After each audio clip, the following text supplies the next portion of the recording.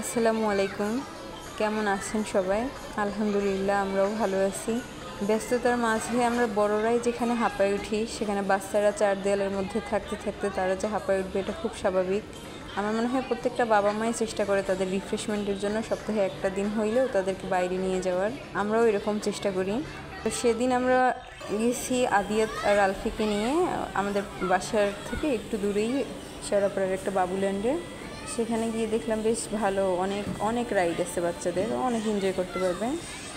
তাদের বাধা ধরা যে সময় আছে এর মধ্যেই সব রাইড ইউজ করতে হবে, কিছু রাইডে মনে হয় এক্সট্রা পে করতে হয়, এমন আর কি। এই তো আমরা ঢুকে এখানে অনেক বল দিতে আমার ছেলে পাগল হয়ে গেছে। সে অনেক চেষ্টা করতেছিল বলগুলোর মধ্যে দিয়ে হাঁটতে, কিন্তু সে কিছুতেই পারছে না।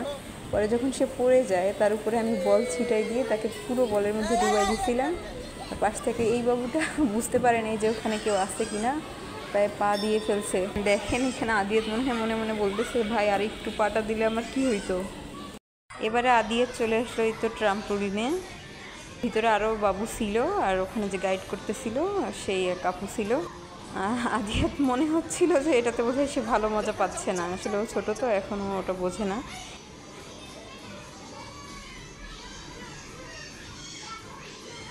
এদিকে দেখেন আমাদের আলফি আবার টারজানের মতো ঝুলে আছে।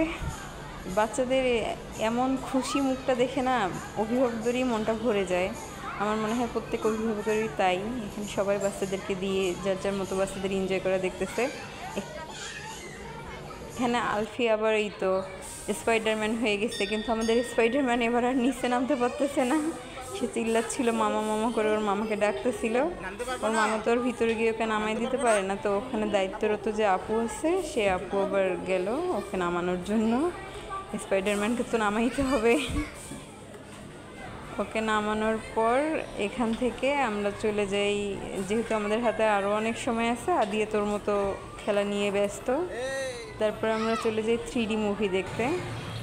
এখানে আমিও দেখতেছিলাম পাশের চেয়ারেই, আমার নিজেরই ভয় লাগতেছিল, অথচ আলফির দেখেন কোনো ভয় নাই, সে খুব এনজয় করতেছে। চেয়ারটা মোশন হচ্ছে, সে এগুলো খুবই এনজয় করতেছে।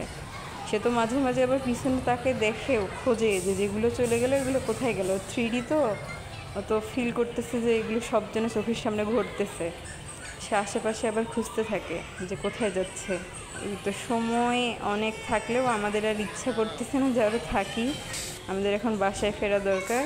আমরা এখন এই তো বাসায় ফিরে যাব। আদিয়াতকে তো কিছুতেই নামানো যায় না। এই তো আমাদের দেখা শেষ হলে আদিয়াতকে নিয়ে আমরা এক্ষুনি এখান থেকে চলে যাব।